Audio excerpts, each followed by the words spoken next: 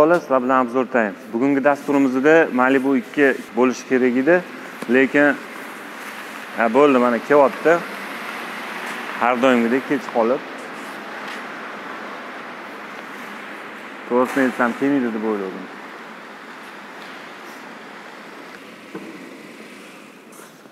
Assalomu alaykum. Va alaykum assalom. Uzr, aka. Probkada qolib ketdim. Ha, probkada qolib ketdim. Mana tash avariya bo'lgan ekan. Mayli, ehtiyot bo'lib yurur. Rahmat. Salom do'stlar. Ehtiyot bo'lib yuringlar. Ko'chalarda avariyalar ko'p judayam, mana qorlar yog'yapti. Shuning uchun ham kech qolib ketdim. Ming bor uzr sizlarga. Bugungi obzorimizda Malibu 9-avlodi, hozirgi biz bilgan o'zbekcha nom bilan Malibu 2 to'g'risida.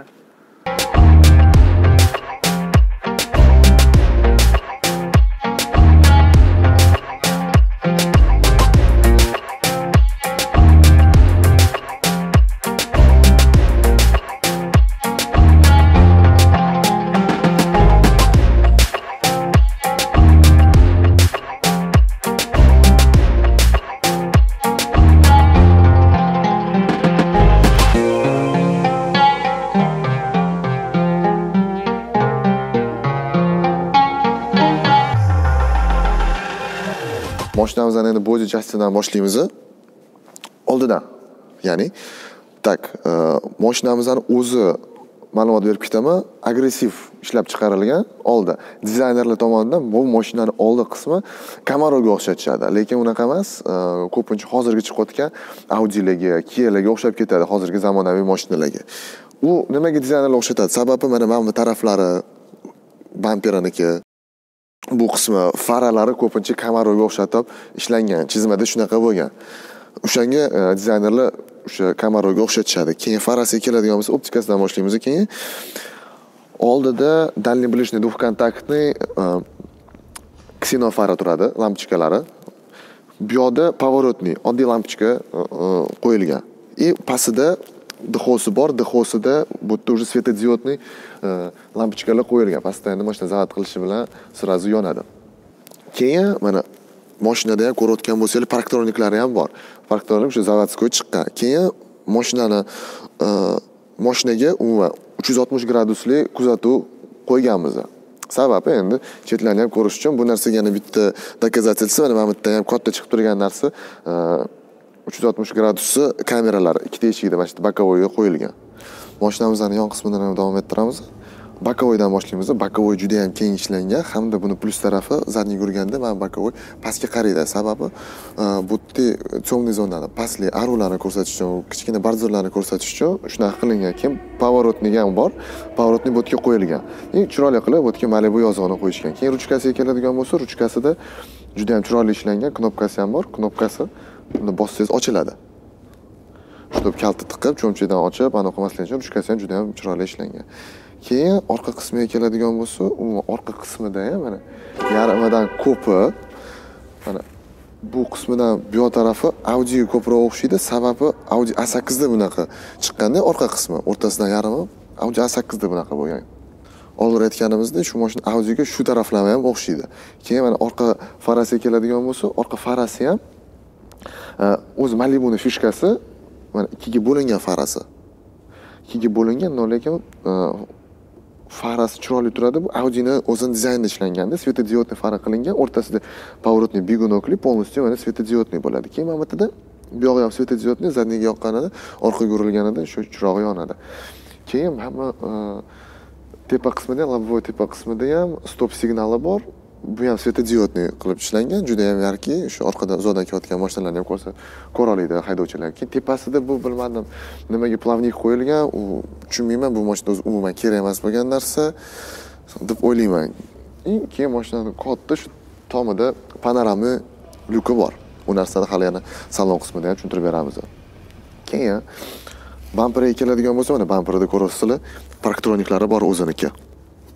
Bu narsa zavodskoy. Keyin past qismiga keladigan bo'lsa, past qismida yubkasini hozir ko'p aksariyat Malibu olgan haydovchilar uni o'zgartiradi. Sababi nimaga o'zgartiradi bu narsani? Umuman mashinada hozir ko'ryapsizlar, bu yerda glушитель ko'rinayotgani yo'q. Bu mana fikrim bo'yicha o'zi avtomobilni, chunki bu elektrokar emas-da, bu benzinli dvigatelli ishlaydigan mashina, yuradigan mashina. Глушитель ko'rinib turishi kerak. Keyin bunda bitta глушитель kelgan. Bitta mana bu tarafida глушитель bor. Bu nimaga глушитель kelgan? Chunki buni turbasi katta bo'lgan. Katta motordan katta turbo chiqib kelgan o'shanga. Aksariyat aytganimizdek, aksariyat hollarda ko'p Malibu olgan haydovchilar mana shu yubkasini almashtirib, глушителni ikkitali qilib chiqarishyapti. Xo'p, keyin teparoq qismiga kelamiz. Misol uchun mana bu yerda knopkasi bor, bagaj ochadigan knopkasi. Bosganda shunda mana ko'rayotgan bo'lsanglar, bu yerda rezinoviy knopka qo'yilgan. Emblemada shunda tegadi. Qulay joylashgan bu narsa. Bagaj keladigan bo'lsa, bagaj 447 litr hajmga ega. Juda ham katta degani bu. Keyin mana bu proxodi ham juda ham qulay ishlangan. Misol uchun qiynalmas narsalarni tiqib olgani, bemalol kattaroq narsalar ham sig'adi. Keyin mana bu ikkita rычагni ko'ryapsizlar, bu ikkita rычаг nimaga qilingan? Orqa sidenyalarni suyandig'ini, spinkasini pastga tushirish uchun. Katta yuk bilan keldingiz, misol uchun bagajingiz sig'mayapti, mashinani bittasini bitta tortasizda, tiqib olasiz, bo'ldi. Bagaj yopasiz, ketaverasiz. Bagaj yopishga keladigan bo'lsa, bu yerda hech qanaqangi ruchka qo'yilmagan. Bitta minuslaridan shu. Endi mana bunaqa ob-havolarda, misol uchun mana bunday qilib yopish kerak, kir mashinaga toza qo'l bilan tegib, qo'lni kir qilish kerak bo'ladida. Если так логично подумать. Xuddi shunaqa narsa. Keyin mana bu temirlari juda ham chiroysiz ishlangan, unaqa xunuk ko'rinadi. Temir qilib qo'yilgan, hatto bu nima bilandir обшивка qilinmagan yoki o'sha Malibu 1dagi chiroyli katta bu narsa bilan ishlanmagan, chekirib ketadigan narsa qilinmaganda. Ichiga bundoq qaraganda ham, nazar solganda ham shunda hamma narsasi mana ko'rinib turadi. O'sha ochib yopish oshu-moshular deyiladimi, buni nima deyiladi? Keyin bu tarafida mana bu sim qo'yib ketilgan, sim ko'rinib yotibdi. Bu narsani hatto mana temirni yashayotganimizni sal kattaroq qilib turib, ichidan o'tkazib yorsa ham bo'lardi. Boshqacha bu dizayn qilsa bo'lardi, lekin mana shu simni ko'rsatib qo'yishgan. Bagaj yopilishi ham juda ham yoqimli, yaxshi. Endi ovoz chiqqani nomerik. Nomer orqasida hech nima yo'q-da, shum izolyatsiyasi shu. Zavodskoy mashina salondan olganinglardan keyin mana tekidagi bu narsani garmdorisi deyshadi. Garmdorisi yonmaydi.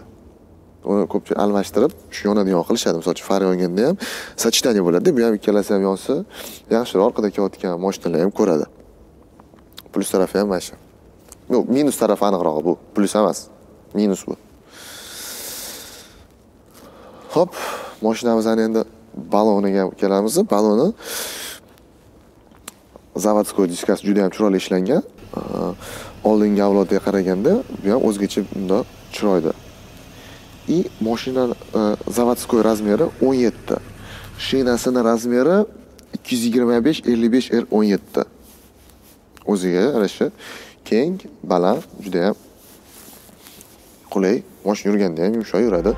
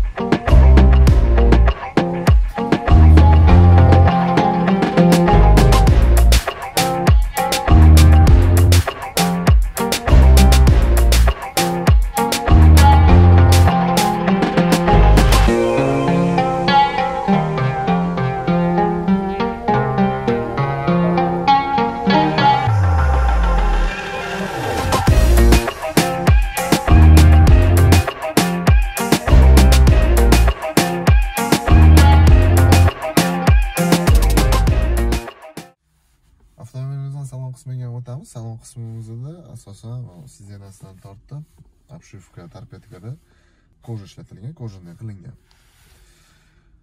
Mashinaga o'tirganda o'zi birinchi bo'lib ko'zga tashlanadigan narsa mana shu bar hisoblanadi. Juda ham hozir trendda bu bar. Ko'p bu Gentralarga, Cobalt qolgan mashinalarga ham mana shu bardan qo'yishyapti. Marskini qo'yishardi, endi kimlardir bunaqa qo'yishyapti, sababi juda ham chiroyli, juda ham keng, qulay ishlangan. Multimediasiga o'tadigan bo'lsa, mana 7 dyuymli touch screen ekraniga ega. Bu yerda hamma narsasi, ko'ryapsizlar, sensorda, shu touch screenda minimalni knopka ishlatilgan. Bu yerda misol uchun dam back oldiga orqaga baland-past bo'ldi, boshqa hech narsasi yo'q. O'rta qismida mana avarinka joylashgan, past qismida уже mana ikki tomonlama klimat kontrol qo'yilgan. Oldi sidenalarni podogreflari bor. 3 pog'onali. Misol uchun bitta yoqqaningizda polni isitadi, keyin yana 2 darajaga tushirsangiz bo'ladi. Xo'p. Bu qismida o'zi mashinamizni boya aytib o'tdi. Mashinamizni 360 gradus kuzatuv moslamasiga ega. Bu narsani sizga ko'rsatamiz. Qanaqa narsaligini. Oddiy misol mana bu narsani biz mana parktronik knopkasiga ulab qo'yilgan. Mana ko'ryapsizlar. Mashinani qayerda turgani, bu atrofida nima bo'layotganini ko'rsatadi. Buni mashinani misol uchun mana rulni burganda ham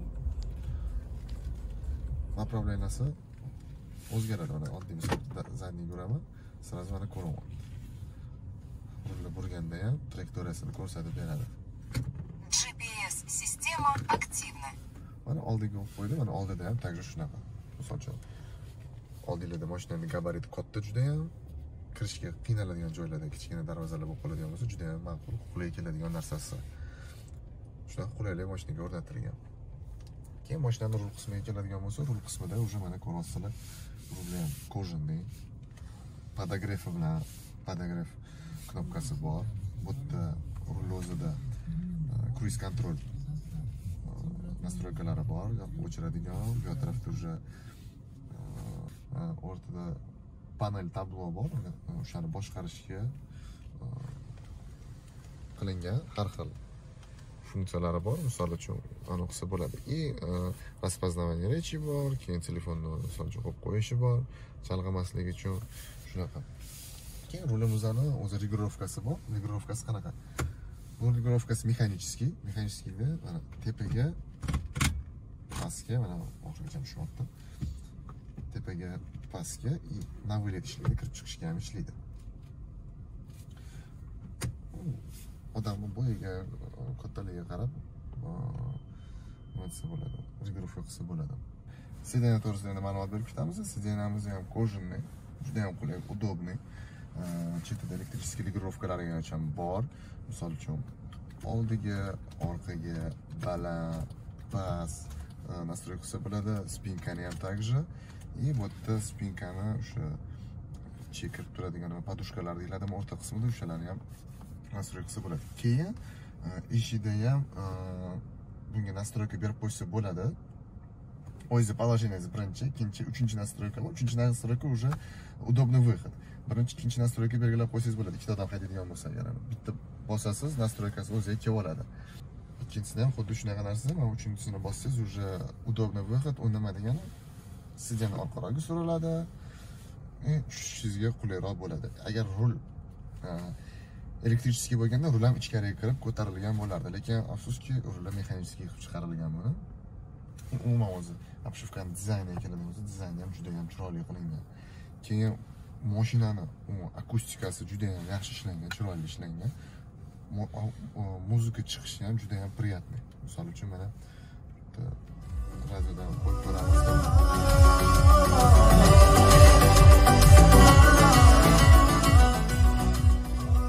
Toza chiqadi. Ovozlari ham, misol uchun buni sizga sanab beraman mana sizlarga. 1 ta, 2 ta, 3 ta, 4 ta, 5 ta, 7 ta, 8 ta, 9 ta kolonkaga ega. 4 ta eshikda, stoykalarda, o'rtada va orqa polkalarda 2 ta bor. Keyin eng zo'r narsasi, ko'pchilik yoqadigan narsasi bu narsa bo'ladi. Lyuk boyada o'tganimizda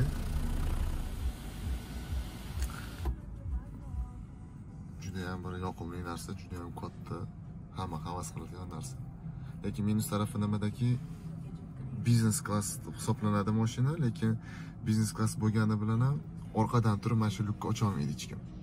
Faqat mana shu shoperda hamma upravleniya shoperda, mana shu oldi qismida, ya'ni orqadan biznes klass bo'lib turib, orqada na paragrafi bor mashinani, na multimediani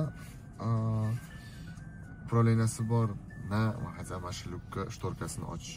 Umuman biznes klass deganda orqa oynada shtorkalar bo'lish kerak, shtorkalari ham yo'q mashinani. Minus taraflaridan shu.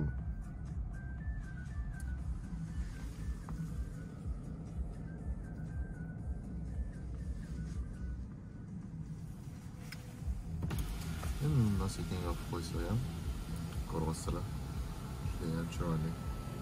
Juda ham bir uyutniki mashina. Tezroq keloldi.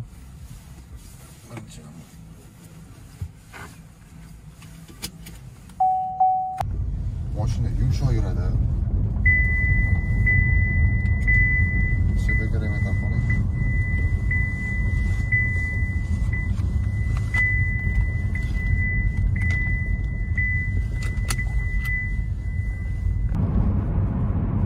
Podveskasi buniki bundan recharge bo'lib,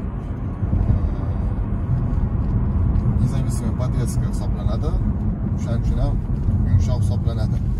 Tortishi keladigan bo'lsa, tortishi juda ham yaxshi.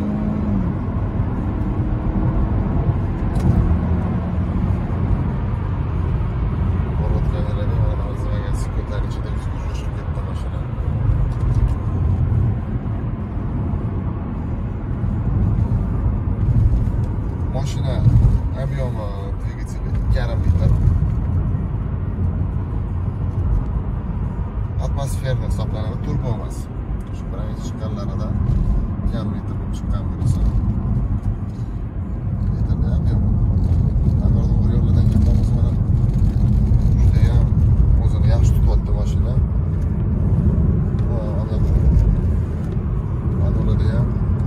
Manyovrlarda ham zo'r upravlayapmiz, yaxshi.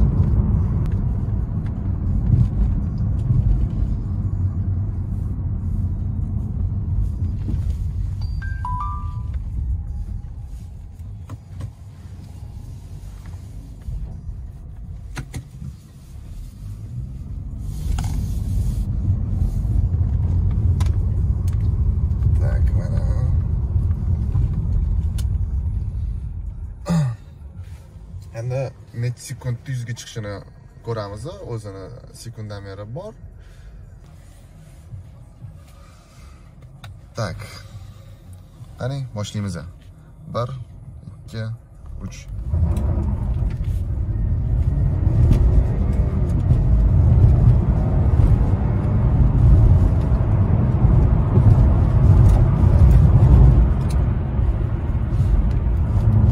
Mashinamizda mana 10 sekundda anaqa tez yurmaganimizda. Chunki yo'llarimiz yaxshi emas, shuning uchun gaz oxirigacha bosa olmadim. 10 sekundda chiqdi 100 ga. Yaxshi emas yo'llar. Ko'pchilikka maslahat beraman bu mashinani, lekin buni yana bitta katta minus tarafi bor, narxi. Mashinaning narxi baland. Mashina. Nimaga unaqa deyapmi? Bu pulni o'ziga, misol mashina 30 ming turadigan bo'lsa, 30 mingga yangi amalga olsangiz bo'ladi. Shu konfiguratsiyalar уже включительно bo'ladi. Oddiy misol mana Kia bilan solishtiradigan bo'lsak, Kia'ni bu mashina sedan hisoblansa ham, asliga hozir hatchback emas, даже crossoverni aytaman. Crossover bilan solishtiraman. Crossover Kia'niki. Seltos degan mashina bor. 289 million turadi. Konfiguratsiyasi misol uchun bundan ancha yaxshi-da. 28 ming, 29 ming dollar turadi shu mashina salonda. Kia inomarka hisoblanadi. 360 gradusi bor, zavodskoy. Adaptsion cruise kontroli bor. Sistema bezopasnostlari ko'p. Nima deganim? Misol uchun powerni yoqqaningizda ham oldi konsol приборный paneli elektrический yana qanaqa displeyli. Unda powerni yoqqanda уже bokoga qarab o'tirmaysiz, shuni o'zida ham ko'rsatib beradi. Chap tarafingizda ishlar bormi, prepятствия bormi, yo'qmi. Тем более bokovoylarni o'zi ham ko'rsatadi, prepятствия bormi, yo'qmi. Manevr qilayotganingizda. Shunaqa gaplar, to'rtoqlar. Bu mashina to'g'risida Kia Motors orqali qiziqsanglar bo'ladi. Men bu mashina to'g'risida qiziqqanimda, to'g'risini aytganda menga yoqqan. Xullas shunaqa. Sizlar bilan endi shu joyimizda xayrlashib qolamiz. Ehtiyot bo'linglar, sog' bo'linglar, salomat bo'linglar.